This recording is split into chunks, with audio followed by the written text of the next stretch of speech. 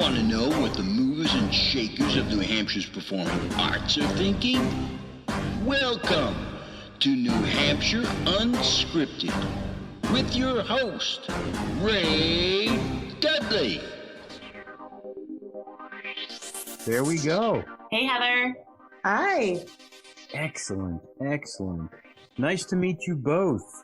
Nice to meet you.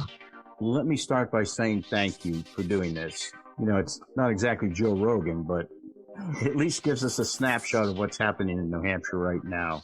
And so for that, I really am grateful. What I wanted to do, if you don't mind, is we can talk about the play here in a few minutes, but I would kind of like to find out a little bit more about you both. Waylon sent me over your bios from the program, and they really piqued my interest. So why don't we start alphabetically? Heather, why don't you go first? And what I'd like to know is really a lot of your background. What got you interested in theater, and then that arc that has taken you to where you are now, if you don't mind. Sure. I've been interested in doing theater pretty much as long as I can remember, as long as I have memories. I grew up all over the United States. I moved around a lot. My dad had a job in natural gas, so we were always moving for promotions or transfers. And actually, I'm at my parents' house right now in North Carolina, and my dad had just gotten out a photo album for my daughter to look through of me when I was a child. And one of the things that was stuffed inside there was a newspaper article. When I lived in Chicago, I remember when I turned 10, the only thing I asked my mother for was an acting agent. And my mother said, no, you're going to have a normal childhood. That's not happening. But there was a casting call for Kurt Russell, Goldie Hawn's Overboard in Chicago. So my mom brought myself and a couple neighborhood girls with us to go down and just try our luck. Of course, we didn't even make it past the first station. They thought we looked too young, and we didn't even get to read any sides. But that was funny coming across that just recently and thinking about that. I went to college for acting at Marymount Manhattan and got a BFA in 98. And then in between my junior and senior year, I studied at the Gaiety School of Acting in Dublin, Ireland. And I did an Irish theater course. And I fell in love with that school, and I knew they had a 2-year conservatory program. So it was my hope that after I graduated Marymount, if I could just make some money and save up and see if I could audition. And let's see, they were in partnership with the Guthrie Theater in Minneapolis. So that's who came and auditioned me in New York. And I ended up getting into that program. And I did that a couple of years after I graduated, a few years after, from 2001 to 2003. I should have stayed in Ireland and tried to make it as an actor there, tried to get an agent. But I knew that no theater company would sponsor me, and I didn't want to go back to a day job. So I moved back to New York, and I started working with a theater company that my friends from my first college started called Feed the Herd. And we were doing a bunch of really weird, fun, wild stuff. And that was fun. We had a great little space in the theater district in New York. And then after that space, we lost that space. We kind of all disbanded, and I met my husband and we started traveling, and I just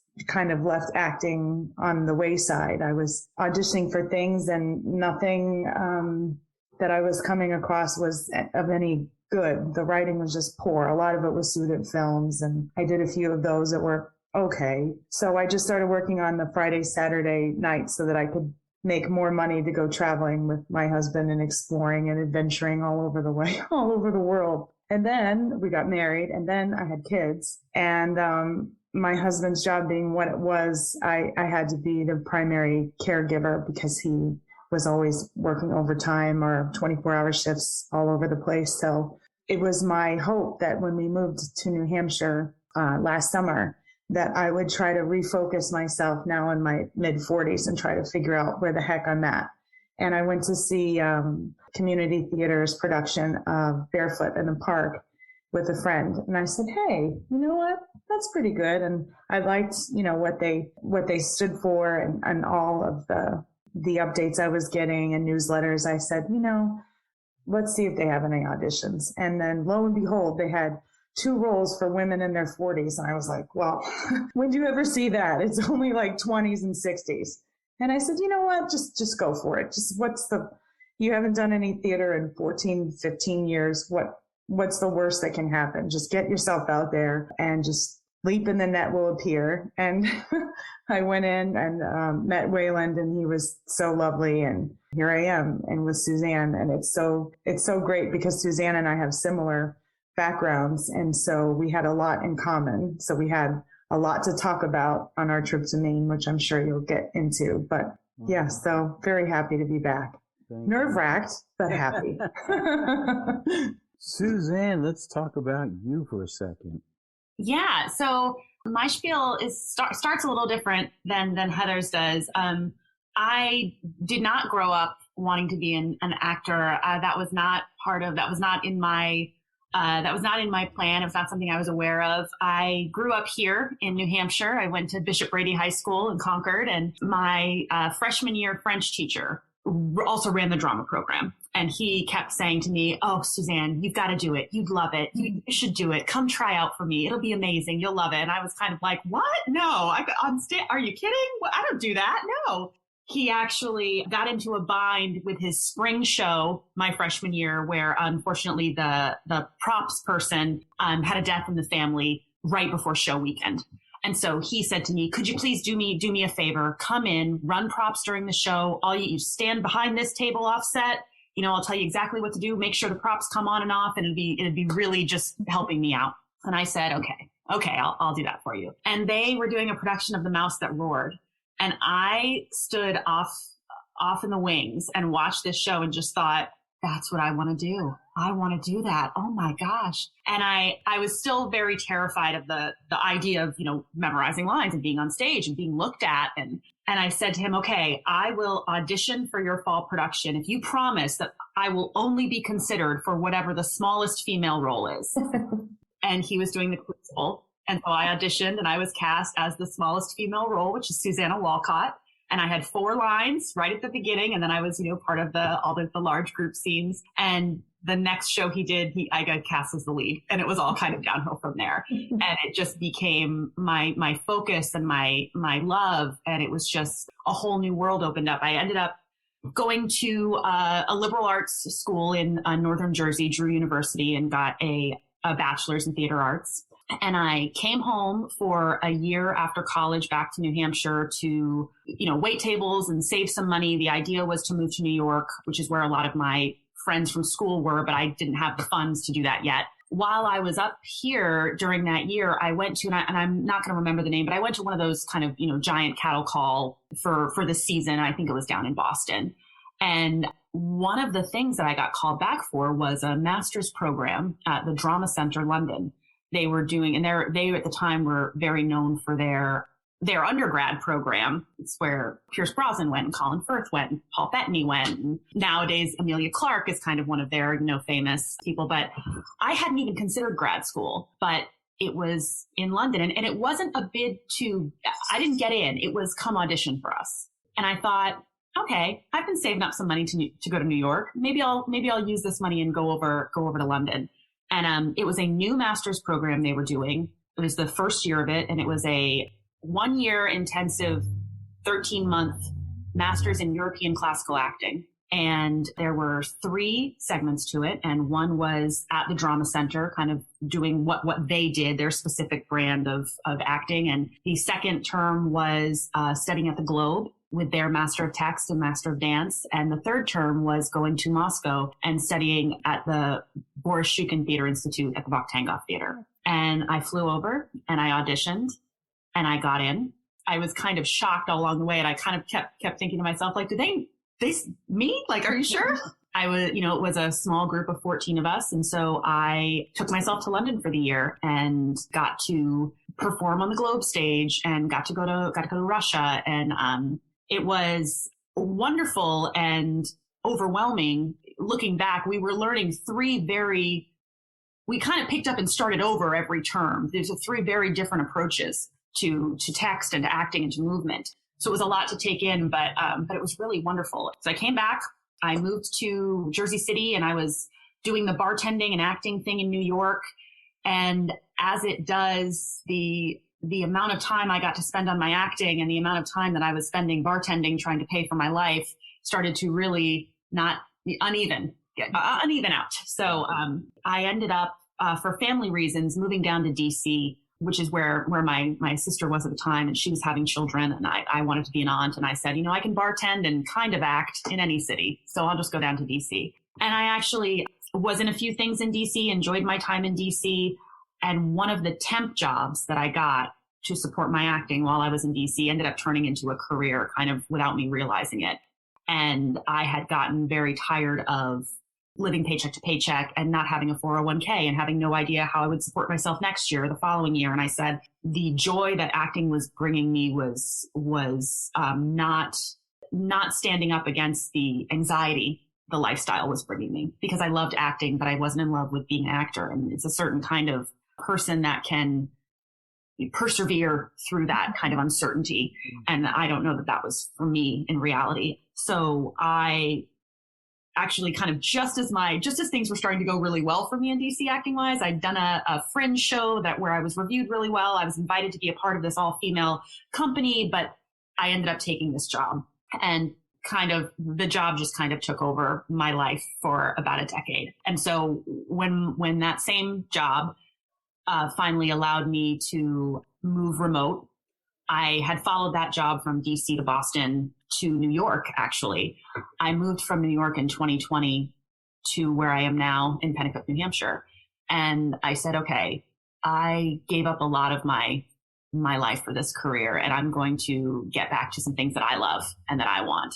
And I hadn't been on stage in over a decade. And growing up here, I knew of the Players. Players have been around for a long time, have a great reputation, have done wonderful shows. I remember going to see The Sound of Music when I was growing up there, all sorts of great memories. And I also went and saw Barefoot in the Park. And I was like, yeah, this is a group I want to be a part of. What are they doing? What are they doing next? How can I get involved?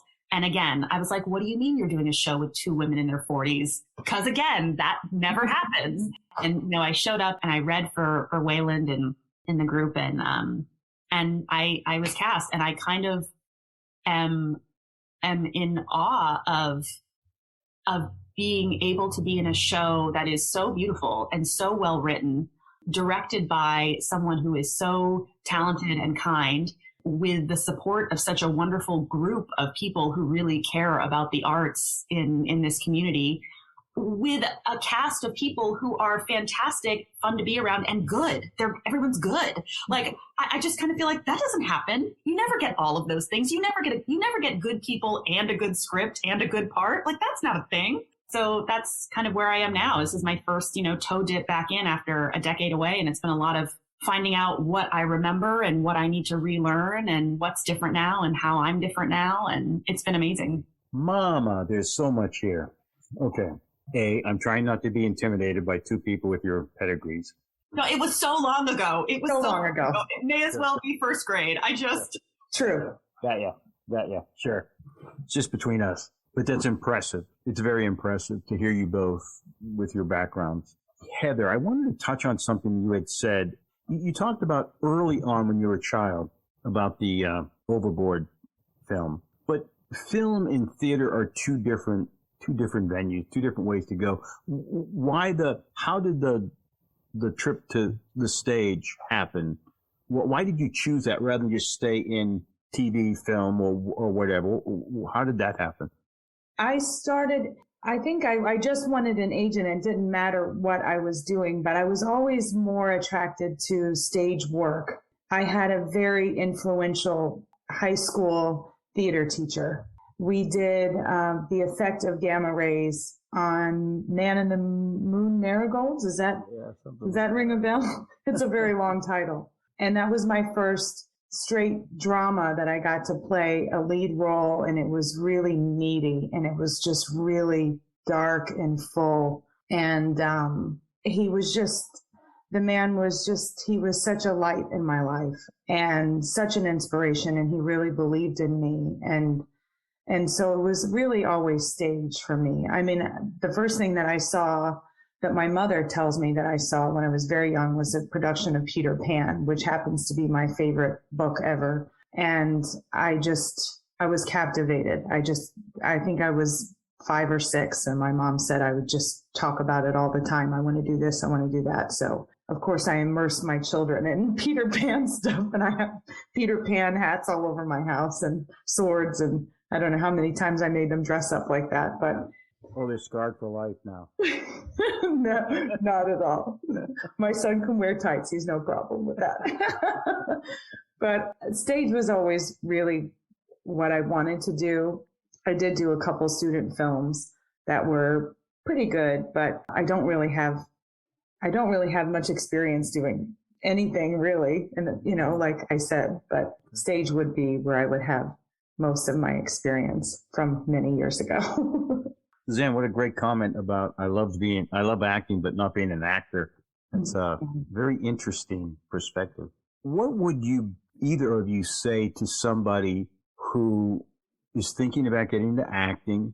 And obviously we all don't have to go to Europe to take acting lessons or to study necessarily. But what would your comment be to somebody who's maybe in high school, maybe in college, and just testing the waters?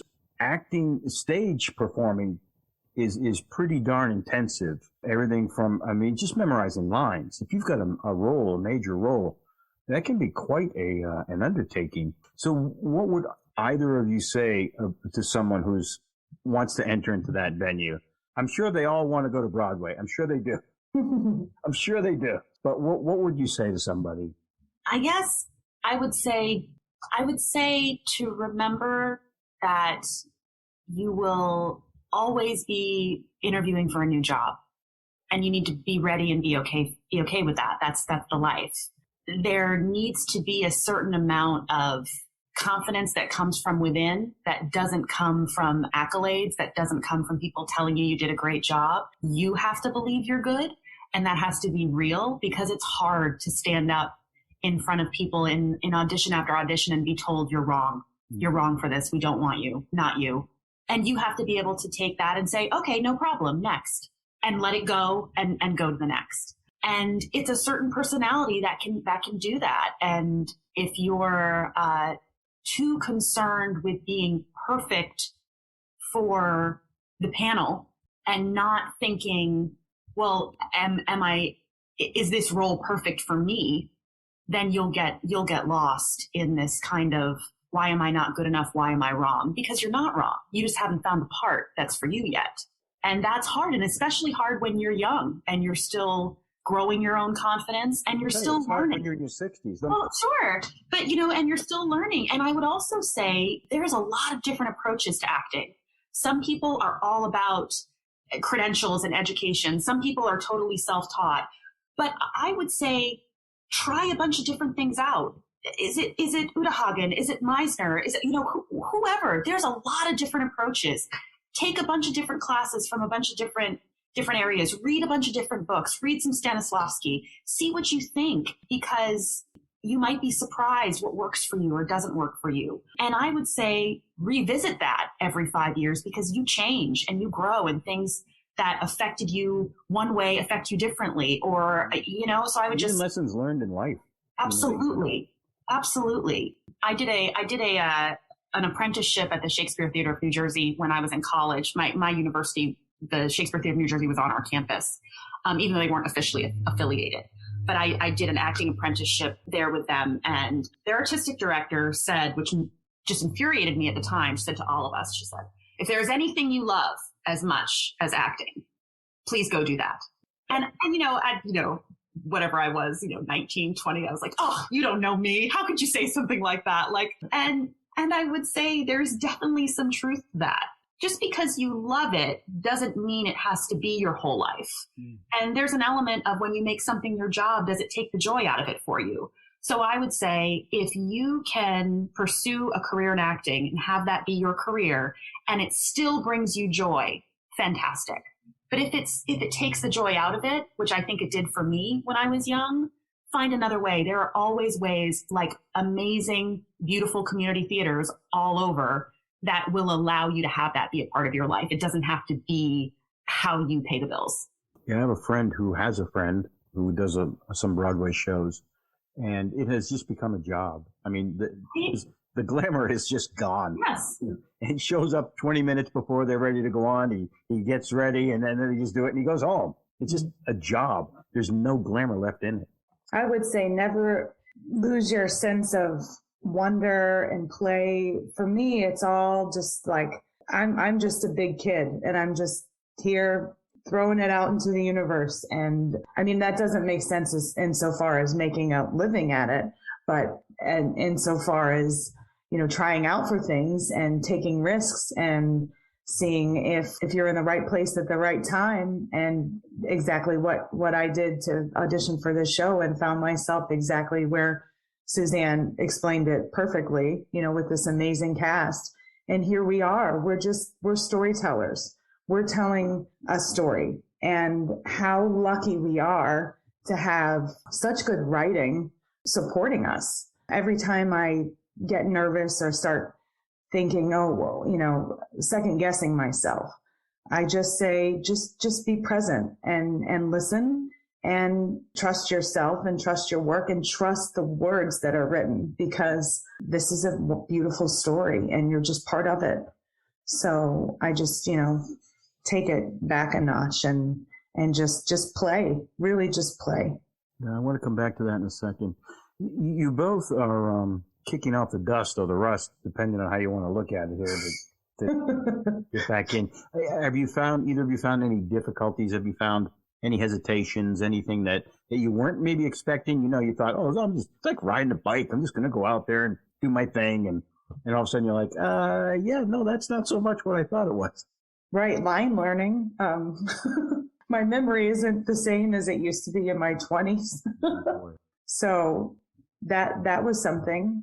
I'm aged, but at the same time, like you said, I have all this life experience under my belt, and I don't know, I guess you don't take yourself as seriously. At least I don't. I do sometimes. I'm a perfectionist in some way. We're getting there. But it's like, well, I've been through this in my life and I've been through that in my life. So just get out there and just do it. Life's too short. What are you waiting for? This is something that intrinsically has been part of you, in the deepest part of you for so long. It's going to be really weird for my kids to see me do this, because they've never seen me do anything like that. My husband saw me when we were first dating. I think the first thing he saw me do was a sketch comedy show that I helped write at Upright Citizens Brigade in New York. And he walked across the stage and opened up the curtain where I was standing waiting to go on and said, "I'm here. I brought all my friends. We're here. We're waiting." I'm like, "What are you doing? What is going on?" There's a lot of learning to teach people, in my family. But I know that my kids and my husband are going to be just like, wow, okay, that's who mom is. Like, we know who this person is buried deep down inside. But it's good to bring all of that out. It's always fascinating to me, the reaction that your friends and family have who have never seen you on stage, and they come away with like, okay, what was that? Right. What in the world?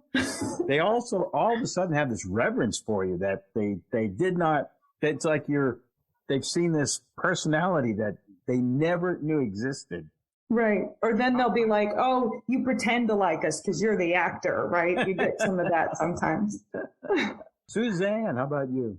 I would actually say what was tough for me that I didn't anticipate, but I guess I should have, was when Heather was talking before about, not losing your sense of play. That was hard for me to recapture. I guess I should have realized I've spent the last 10 years, trying to be appropriate and trying to be correct in whatever situation I'm in, whether that's at work or at home. But I didn't have any really, I wasn't, my tool got rusty of just letting it all out, so I would step on stage and I would think, oh, can I do that? Is that too much? Is that too big? Is that the wrong choice? When there's no time to think that, you do it and worry about it later. And your director will pull you back if you're too much. That's their job. And it took me a while to kind of shake the cobwebs off listening to my instincts. And so, being able to be too big or go too far or laugh too loud or cry too hard or not trying to get it right the first time, just trying to see what comes out of your body when you give it over. Kind of stop trying to own the script and own the words so much. John Cariani wrote this play. I'm going to see what his words do to me. And then I will let Wayland come and mold me through it. But that was really hard. It was really hard to loosen up enough to actually start working. I feel like it took me a few weeks to really give over in that way. And I wasn't anticipating that, but thinking about it, it kind of makes perfect sense. I'm not surprised that happened. Because I think, like I said, I think that is, you've got to use your tools or they get rusty. And I wasn't using mine for a long time. This topic of play really intrigues me. Lately, how do I put this? I've come to believe, and I've had chance to speak to some young people, high school, early college, whatever. And I have said to them that my approach to theater is, especially in rehearsal, this is our chance as adults to go back to the playground. We can't do that because we look weird. But if you approach rehearsals and acting as though you were back on the playground, then there's a chance for you to go back on the slides and back on the climbing thing and the one that goes around. And so when you're on stage, what you want to do, or in a rehearsal anyway, is you want to touch things. You want to move things. You want to say things differently. You want to blink, you want to limp, you want to try whatever it takes this is the chance to do it, to get back out there and literally play. You both use that term. It, to me, is really, really very encouraging. Can you explore that a little bit more, what you each mean by play? So that somebody who's like, what do you mean play? I'm going to go on stage. I have to do my lines, I have to do my blocking. Where does the play come in? So for me, I would say it's about who you're playing with. And it's about the relationship that you create on stage and the relationship you create with whoever's in the room, with your audience, whether that's just the director and the stage manager or, a whole audience, but of seeing how you can change the energy in the room, of seeing how you can bring your scene partner in closer to you or keep them at arm's length or just how you can receive from them. If I'm in a scene with Heather, like, what does it do if I give her this reaction or if I give her less or if I give her more? Like, how does that change things for her? And how does that change the dynamic between us? And I think the play is it's playing catch, it's going back and forth and it's being open to receiving from the other person and knowing that person is open to receiving from you and creating that kind of safety with each other that you don't talk about ahead of time. You just kind of are experiencing in the moment together and having those amazing moments. And you walk off stage and look at each other and say, that was really fun. Did you feel that? Like, yeah, you felt that, didn't you? Like, so I think it's all about being open to possibilities.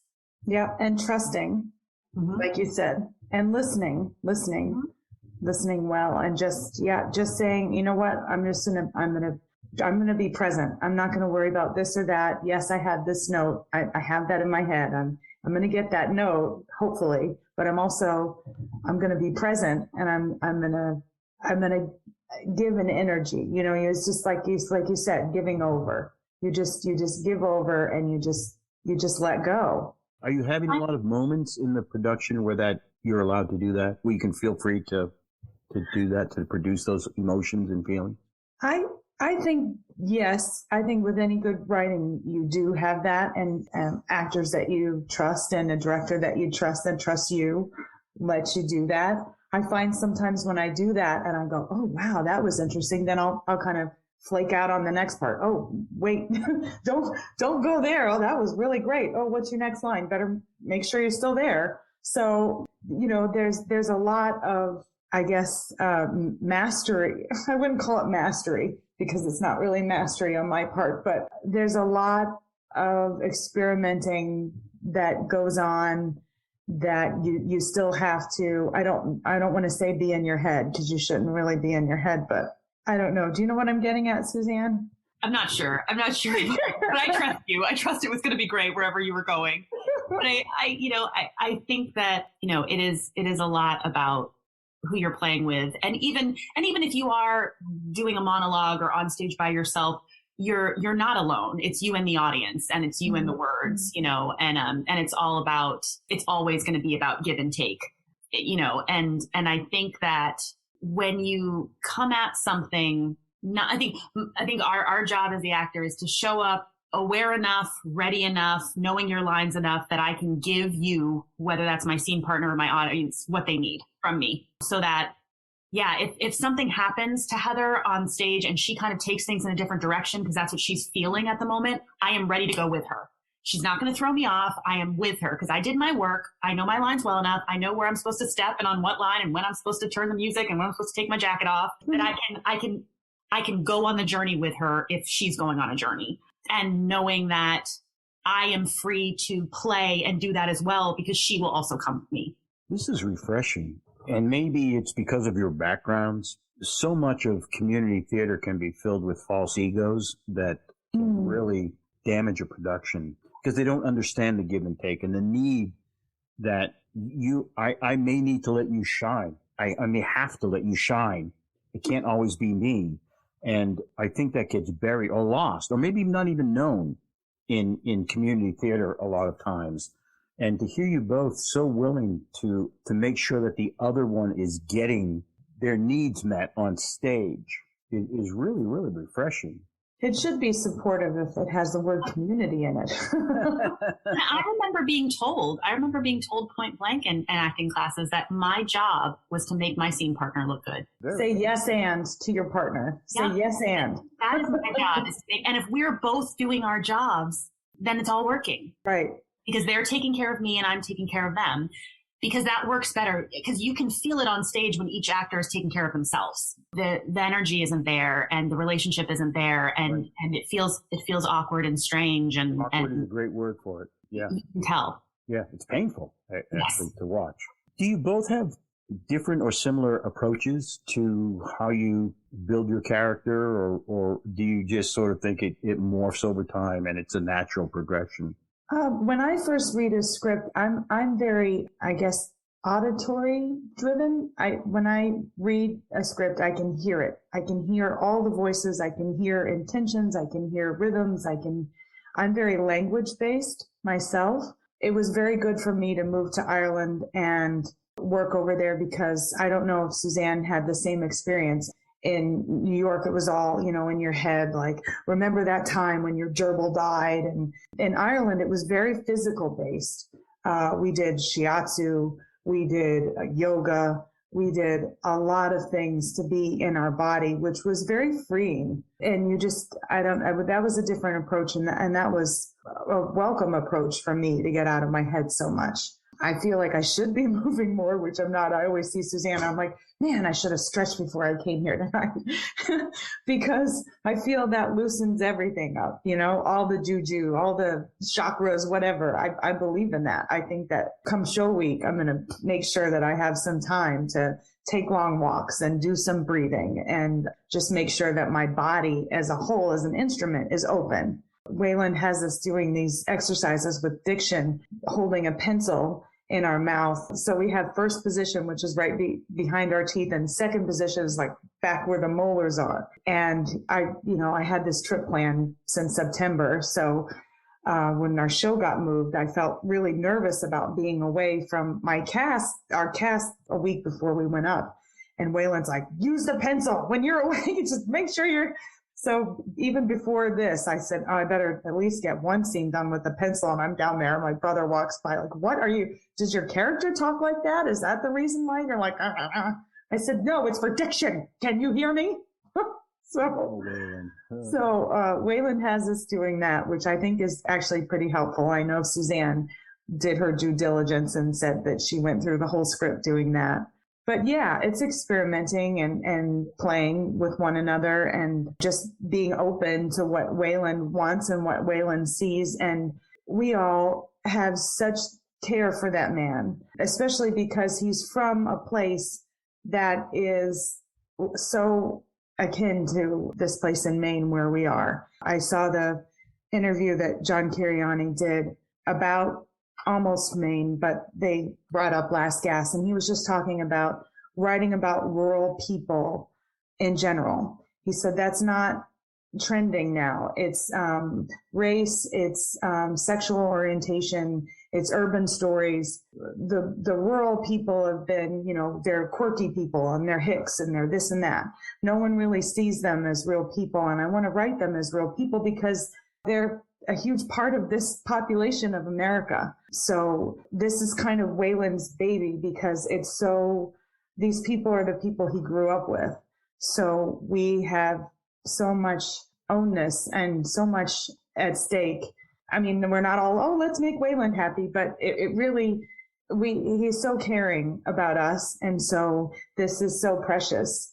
And it's almost like, I feel like sometimes this is like a gift, not only that we're giving to each other and to the community, because it's a wonderful story that needs to be told, but also to Waylon, because this is where he's from. And this is an integral part of his life. And it's a dream for him to put this up and see this come to life and be authentic and be true. Nice. Well said. Suzanne. So Suzanne, what about you, your approach to all this? So similar experience to Heather, but I'm text based. That's where I go first. So, the first thing I do when I get a script is I read it with no intention. I read it like it's a novel I picked up off a shelf. And as soon as I'm done, I read it a second time. And I read it specifically looking for what other people are saying about my character. Mm-hmm. What is being said, or how is my character being described or alluded to in any way that isn't my character speaking themselves. And then I read it a third time looking at my text. So, because I think you figure out who someone is by who they are to other people and also by who they are to themselves, because neither of those things are the whole person. And then I look at, and I always try to pinpoint some similarities between me and the character that I can hold on to, and some active differences. How am I like this person and how am I not? To kind of be touch points for me. And once I feel like I know once I get comfortable with how this person thinks and speaks, then I start thinking about how they move and interact with the world. And similar to Heather's experience, especially when I was in Russia, the last thing we added was text. We started with how your character moves, how they move through a space, how they touch, how they taste. It was a completely different way of looking at things. Mm. And the text was almost, I hate to say an afterthought, but it was just kind of what's laid on top, because the embodiment of the character was the work. And that was really, really eye-opening and interesting. And I think needed and necessary for someone like me who was so focused on the text. What I really love is, and why I was attracted to this program is Shakespeare. I love Shakespeare. I love Chekhov. I love this, this classical theater, and it's so text focused that this was really wonderful for me to be forced away from my comfort zone of only depending on the writer, but coming at it from the other side of building your character physically from the floor up, and then adding your text on top. But I would say, that definitely helps me embody a character, but I still always start with text. And that first read that I do, where I do not let myself think about the character or focus on the character, really helps me be the audience. And it also helps me get in a state of, when I get nervous and when I get anxious, if I start to get, stage fright ahead of a show, I remember that this isn't my play. This is John's play. I'm just helping him tell this story. And that actually really helps me to remember that I'm not the center of the universe. I just have a small part in helping make sure the people in the audience hear this story. When I was trying to explain to my mother why I was majoring in theater in college and getting her on board, though I will say she was always very supportive, but she still always wanted to hear from me my perspectives. I told her that I felt that theater was an unbelievably accessible form of education that existed, that was so untapped, a way to teach people new things, to make them revisit old things, but just that was available to everyone, that you could be any age or speak any language. You can go, because I did it for a semester. I sat in shows. I don't speak Russian. And I was moved by, and I knew what was happening, and I knew what I was supposed to be feeling, and I knew what they were conveying to me, and I was being educated. And I caught that in early in college saying, oh my gosh, this is how you teach people. That's how it all started, right? Oral traditions and storytelling. And you argue that, if you go to church on Sunday and what you're watching up front and from the pulpit, like it is all this beautiful form of physical and verbal visual education. And I think that's special and wonderful to be a part of. Oh my God, I'm so envious of Waylon right now. I am so envious that he has you too. Oh, Ray. This just makes me feel great to hear it. We are slowly migrating towards the play. And so the characters that you both imbue, I'm guessing, are different. And so without maybe giving away too much, can you talk about what makes your character special, why it needed to be in the play, why he wrote it in?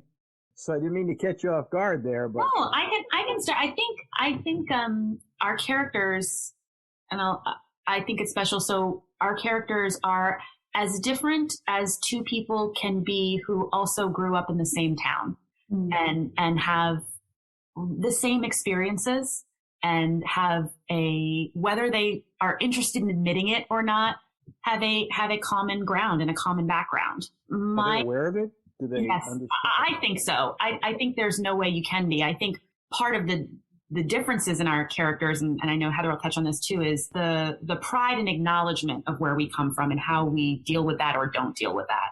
Whereas my character left as soon as she could. She was out. She was gone. And is coming back home after 21 years away or more, 20, 21, 22 years away, and feeling how you feel when a place is home and should be home, but is it? And is it the same? And did it change or did I change?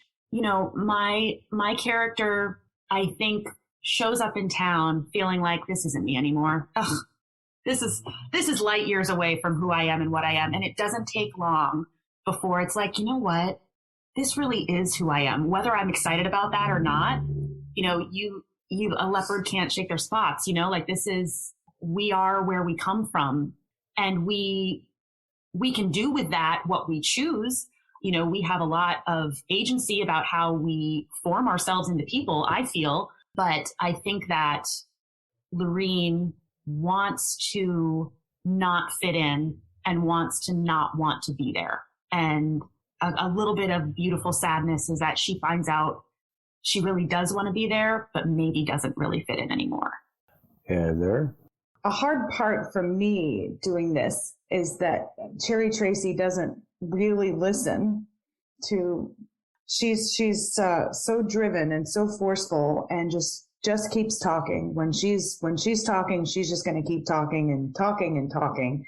And someone else is talking, but that doesn't really matter because what she has to say is more important anyway. And she's right, and she knows what's right. And what's right is family and honor and being a substantial, hardworking person that represents this wonderful part of the country that she would never leave. I remember talking to Wayland about what my character's life would have been like growing up and experiences. And I said, well, Wayland, I think she probably got down to Boston maybe once and saw the ocean. He said, let's think about it that she never did. Let's think about her never leaving that county. Maybe getting down to Bangor, the capital. Maybe that's where she went and, became,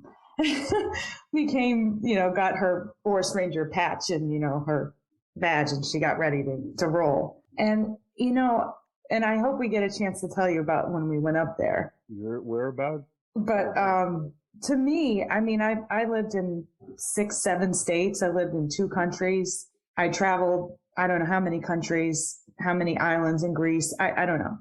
I'm a person I'm a real adventurer. I want to get out. I want to see. I'm super curious. I'm super hungry. I love to go to remote places, which is why I was like, let's drive up there. So that just blows my mind to think about. But I knew those people because when I lived in Western Pennsylvania, it was a very rural area.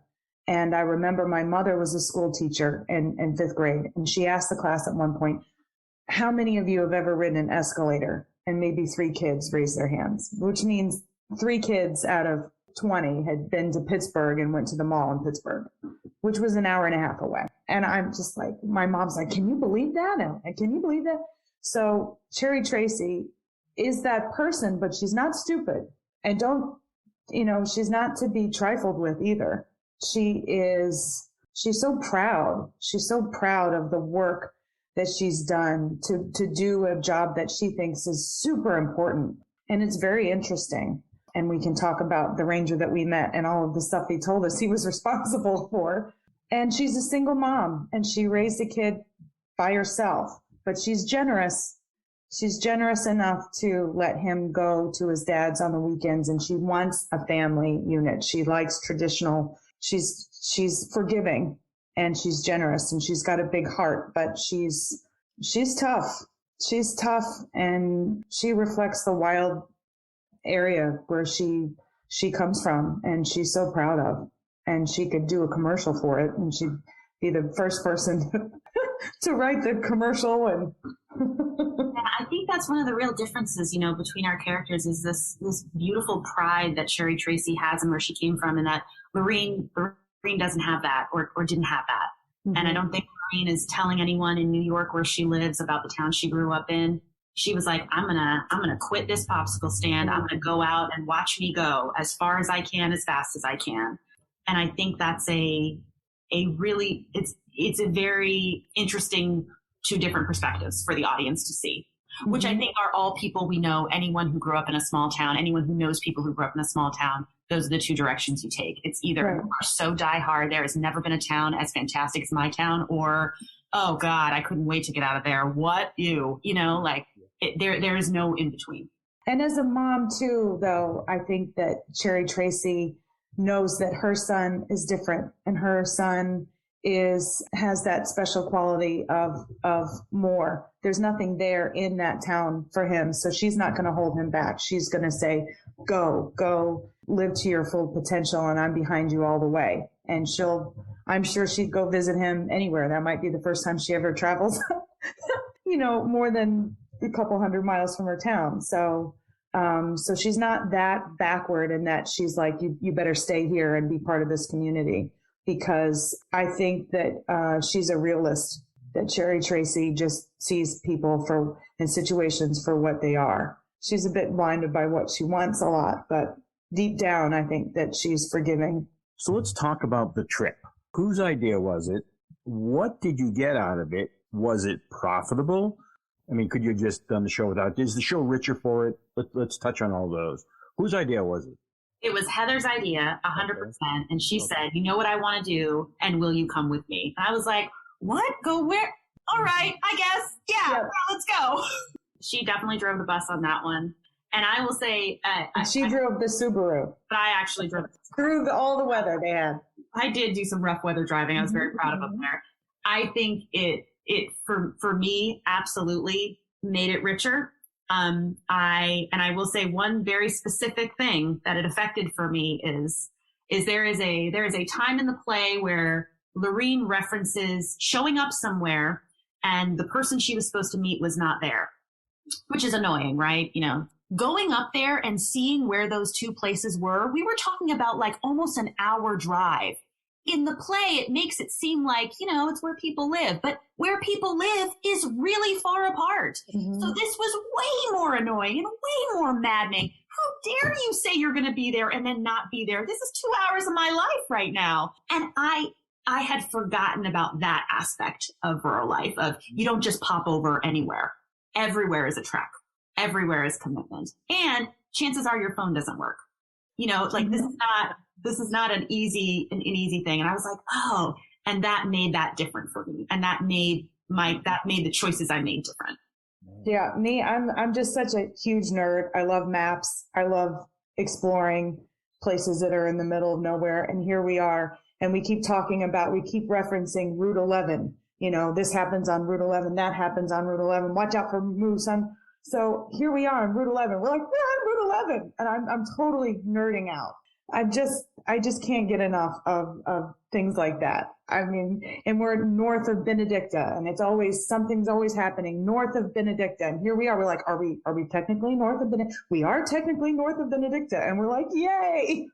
And just like seeing that road and there were snowdrifts that covered the first floor of every house. So I'm like, these people can't even see out of their first floor windows for how many months of the year? You know, we went into this. Oh, and just the first thing we did was just to hit every convenience gas store, you know, general store that we could. And we're looking, do they have a pizza carousel? This one has a pizza carousel. The first one we saw, they have pizza. Do they have birthday candles? And we're like walking around kind of saying it. And the woman's like, yeah, we got birthday candles over there. What'd you say?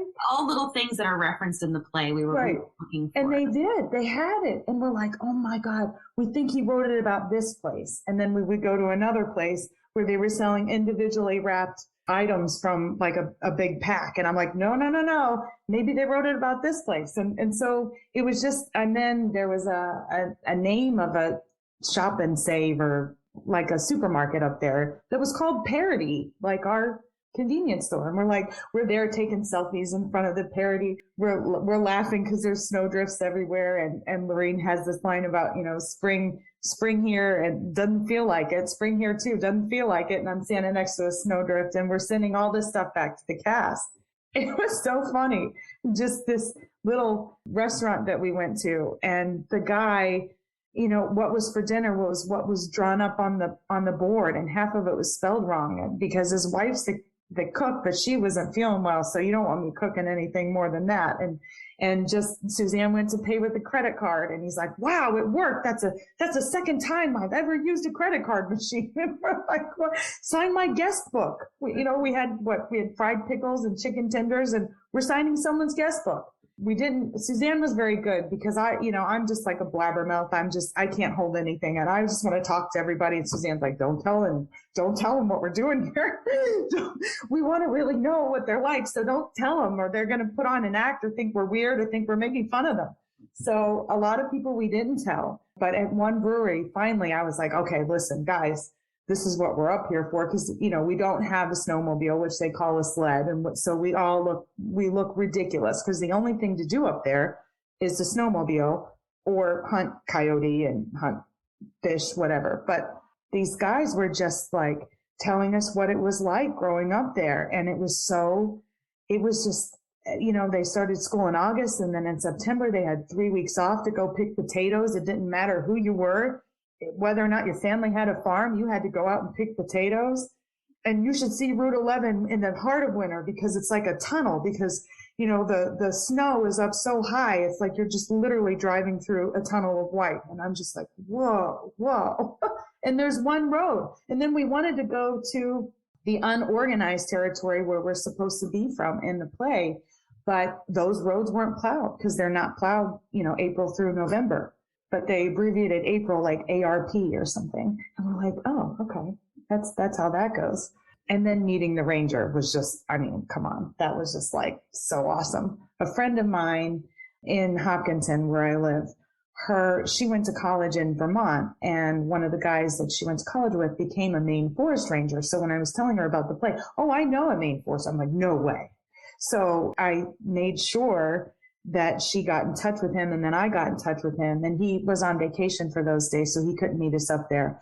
He said, I'll put you in touch with the ranger up there from there, you know, like that's where his responding area is. So we took him out to lunch, and I mean, this kid was 24, he was just so well spoken and put together and professional, and we just asked him a million questions, and sometimes the same question 100 times. And he just kept answering it just so patiently. And then after lunch, do you want to come to the office? And here it is on Ranger Street. And I'm like, oh my God, Ranger Street.